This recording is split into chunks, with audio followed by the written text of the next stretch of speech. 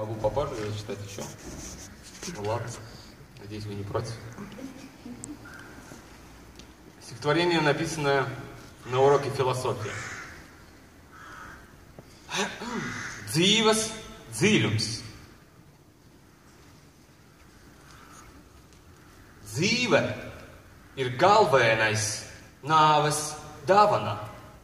Un, ja galva nav cauraina, nepalaidīt to garām, jo nav nekādas garantijas par to garumu un kvalitāti.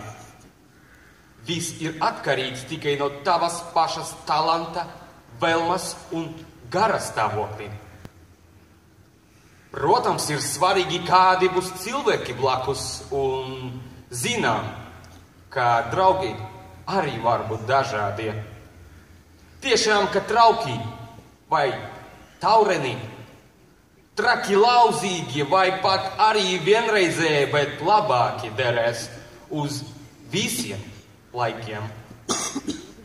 Tā arī laimes sajūtai nav nekāda skaidra, tikai upe līdz jūras, kurā peld tava laivā.